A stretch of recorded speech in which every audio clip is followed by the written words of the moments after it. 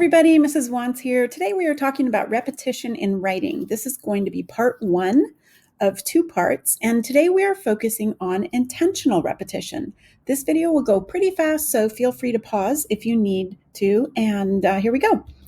So why do we care about repetition in writing? Well, we want to evolve our writing toward complexity with clarity and efficiency.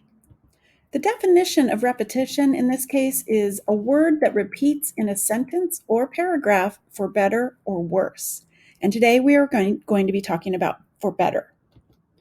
Intentional repetition is done on purpose. Intentional means purposeful. You're choosing to repeat words for a reason. It creates an effect.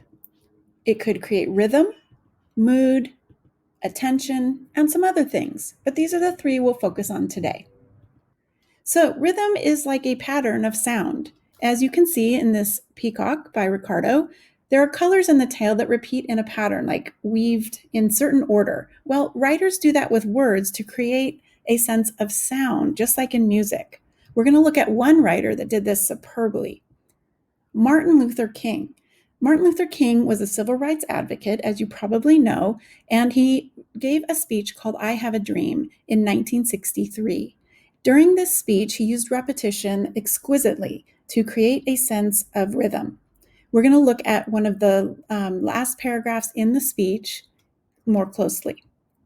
So you can see here that I've highlighted the rhythm that he created by repeating the words, "So let freedom ring."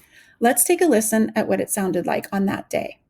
So let freedom ring from the prodigious hilltops of New Hampshire. Let freedom ring from the mighty mountains of New York. Let freedom ring from the heightening Alleghenies of Pennsylvania. Let freedom ring from the snow-capped Rockies of Colorado. Let freedom ring from the curvaceous slopes of California. But not only that, let freedom ring from Stone Mountain of Georgia. Let freedom ring from Lookout Mountain of Tennessee. Let freedom ring from every hill and molehill of Mississippi, from every mountainside. Let freedom ring and So why did he repeat those words? Well, I think it was like making the sound of bells. Now, the noise of bells carries quite far in a city. If you happen to live in a city with church bells, you probably have heard them. And it blankets the whole city with a beautiful sound. Let's listen a little bit.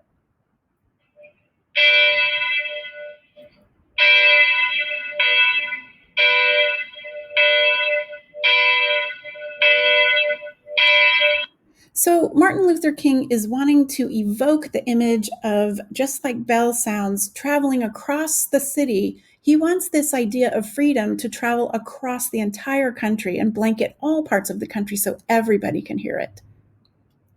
Now, another way that writers use repetition is to create a mood.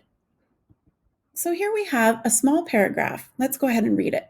The big stairs led up to a big house with a big front door. Breathe, breathe, breathe, I told myself. I only have to stay for 1 second, be afraid for 1 second, not scream for 1 second. I can do it. I can win the bet. I can prove I'm brave. So you can see that there is a pattern of repetition. Certain words or phrases are repeated 3 times in a row. So what this does is it creates a mood. And this mood is rather complex because it's a layered mood. So let me explain what I mean by that. Let's pretend that you're standing at the bottom of these stairs, trying to get up the courage to go up there and stand and maybe talk to the person who answers the door. But you've never been to this house. It's tall, big, scary. You don't know who lives there. You've passed it a million times, but you've never had any interest in going up there. But now for some reason you do. So the author repeats these words to create a certain mood and to transfer the feeling that the narrator has when he's standing at the bottom of the steps. So what is that feeling? Well, it could be simple. For example, maybe you just think he's uncomfortable and the mood is one of discomfort. However, I could also see some anxiety and perhaps some fear, and finally, a little bit of hope those last three phrases, I can, are sort of hopeful. So we can see that put this all together, there's sort of 4 layers of moods going on in this very short paragraph. And that's what good repetition can do. Now, if I took out the repetition, the paragraph still works. It still makes sense. It's still pretty much saying the same thing, but we don't have the sense of foreboding, the sense of the mood being very big for this narrator, very ominous. So the repetition actually serves to make the house seem even bigger and scarier than it might be.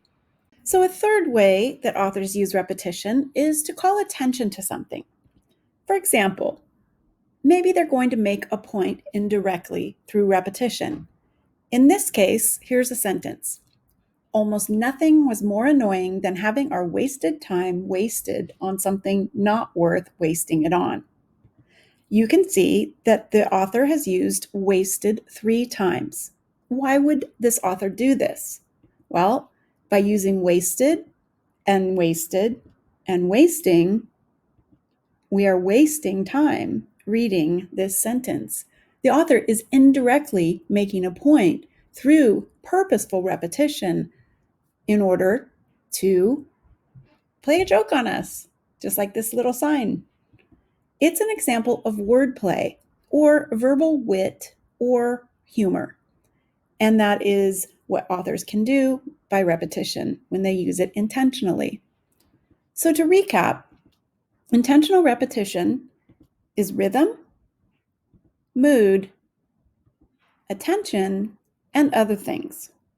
Unintentional repetition is what we will be talking about in the next video, and that is something that we want to avoid and learn to fix by deleting unnecessary words, using pronouns, and finding synonyms.